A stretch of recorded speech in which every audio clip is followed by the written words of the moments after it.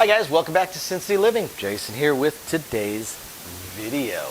Don't forget to join our Discord channel, guys, or Discord server, or whatever it's called. Just check the link down below. And today I want to talk about the 5 most common mistakes of don't players. Now, some of these, obviously this is not a comprehensive list. There's hundreds of potential mistakes on every strategy. Now, some of these aren't necessarily mistakes, but more limitations that you have no control over. Others are definitely mistakes.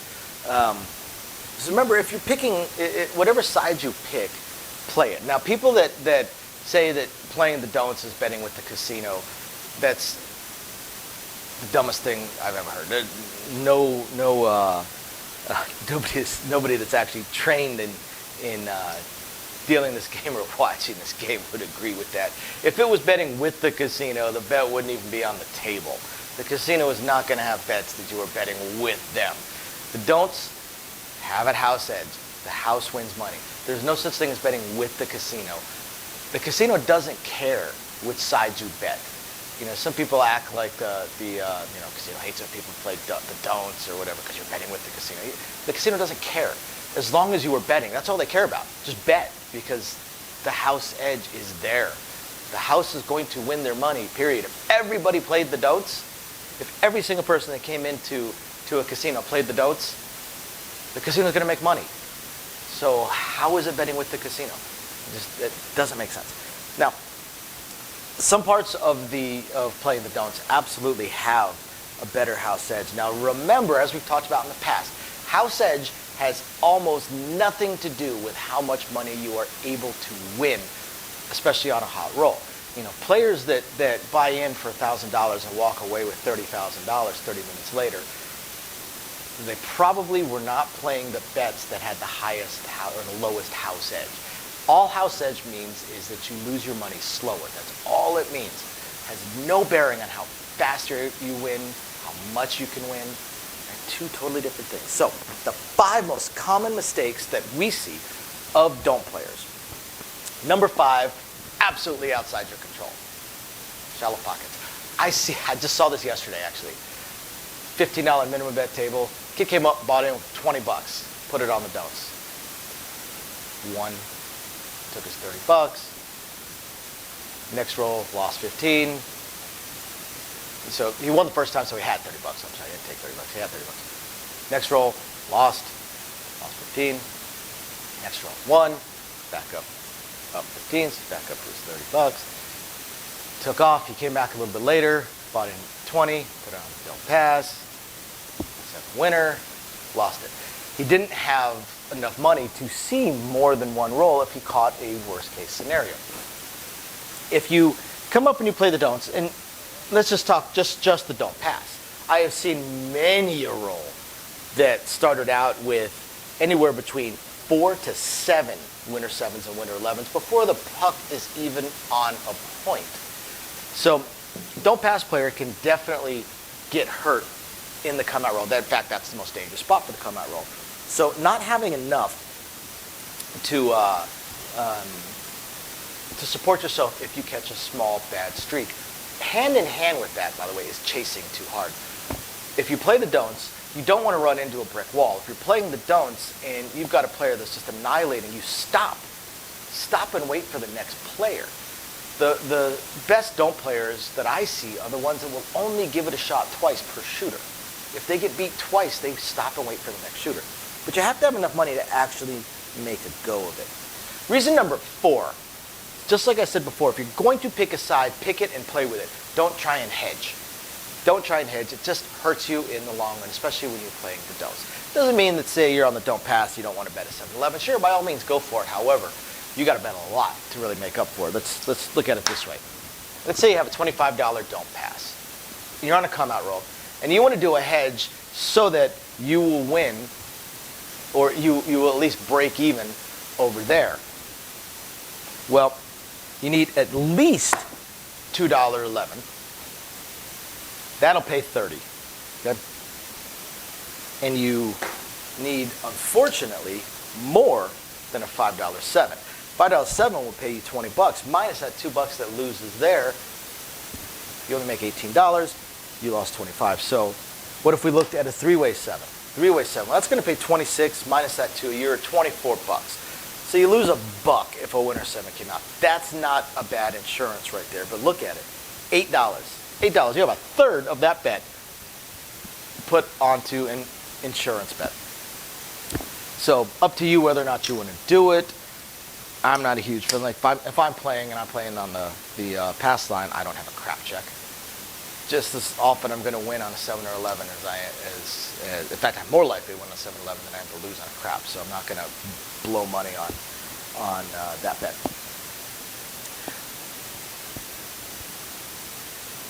So you can do an insurance. That is not the same as hedging. But once there's a point, the players that sit there and do this stuff, okay, yeah, you're not going to win money. I mean, you can win a tiny little bit. But the thing is, those grind, those hedge this, hedge that, grind, there's no possible way I can lose. I'm guaranteed to win at least $3, $4. Well, first off, you survive coming out the don't pass. When we see players that do that, just win a few bucks every single roll because they're doing their little do-we-don't thing, they're not factoring in the fact that when they do lose on that come out roll, they lost $25. You win $3, $4. All it takes is 2 winner 7s, 2 winner 11s, something along those lines, and it takes you an enormous number of wins, enormous number of hits to make that back up. So it just doesn't make sense. It makes no sense. Pick a side, go with it, win your money. The other side of that too is those people that do these grindy strategies. What are you trying to win? $5 an hour? Go get a job, you'll make 3 times that. It just, again, doesn't make sense. So, number 3. Oh, and by the way, guys, pardon the interruption, but if you guys are interested, if you guys like books, authors, things along those lines, or just want to support us, check the link down below. We have another channel we started. It's more of a family thing, our family passion, which is books and authors. Me, the wife, the kid, we all love books, and we want to talk about it. And we'd really appreciate it if you guys would check it out, give us a subscribe. So the number 3 thing that I see hold back a lot of don't players is the reliance on direct lays. And it's because they fall into the trap of, well, the 4 or 10 are the hardest ones to hit. So why don't I just direct lay that? Well, the direct lay is a true odds bet. Pays true odds exactly to the odds, the mathematical odds of how the dice will go. Minus 5% vig. So there is a house edge built in there, the vig. By all means, go for it. This is not a bad bet as long as you don't try and grind it out too much. The problem with it is, again, you're making true odds minus your vig, so slightly less than true odds. It's almost like a reverse place bet in a way. And it ties into reason number 2 for don't players losing, playing too long. The don'ts are streaky, just like anything else, just like the dice and everything else. The longer you play, the more likely you run into that hot roll. I see players that'll come up with $1,000. They're betting super aggressive. They're playing the don'ts. Maybe they're betting $200, $300, $400 don'ts. They end up doubling up. They have $2,000, $3,000 in front of them. Instead of walking away, they keep playing. Maybe even they raise their bets. Well, for $1,000, I made another $1,000. Well, if I double my bets, I'll make $2,000 this time. No, you're going to lose. And that's what happens. Again, no win condition, and they just take off.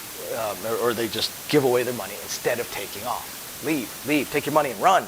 Always take the money and run. The final reason, no action on the 6 and 8. This is the most dangerous spot right here. The most dangerous spot. Once there is a point, like if you're over there, don't pick this up. Why would you pick it up? The odds are in your favor once there is a point. Sure, the 6 and 8 are more likely to come in any other number except the 7. The odds are now in your favor. You survived the most dangerous part of the come out roll, or the most dangerous part of don'ts, which is the come out roll. So don't pick it up.